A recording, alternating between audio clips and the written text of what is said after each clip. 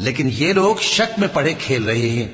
تو اس دن کا انتظار کرو کہ آسمان سے صاف دھواں نکلے گا جو لوگوں پر چھا جائے گا، یہ درد دینے والا عذاب ہے۔ اس وقت وہ کہیں گے کہ اے پروردگار، ہم سے اس عذاب کو دور کر، ہم ایمان لاتے ہیں۔ اس وقت ان کو نصیحت کہاں مفید ہوگی، جبکہ ان کے پاس پیغمبر آ چکے جو ہمارے احکام کھول کر بیان کر دیتے تھے۔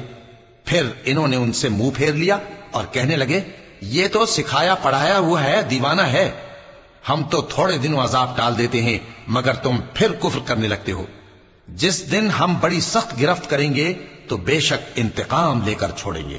اور ان سے پہلے ہم نے قوم فرعون کی آزمائش کی اور ان کے پاس ایک عالی قدر پیغمبر آئے جنہوں نے یہ کہا کہ اللہ کے بندوں یعنی بنی اسرائیل کو میرے حوالے کر دو، میں تمہارا امانت دار پیغمبر ہوں، اور اللہ کے سامنے سرکشی نہ کرو، میں تمہارے پاس کھلی دلیل لے کر آیا ہوں، اور اس بات سے کہ تم مجھے سنسار کرو میں اپنے اور تمہارے پروردگار کی پناہ لے چکا ہوں، اور اگر مجھ پر ایمان نہیں لاتے تو مجھ سے الگ ہو جاؤ۔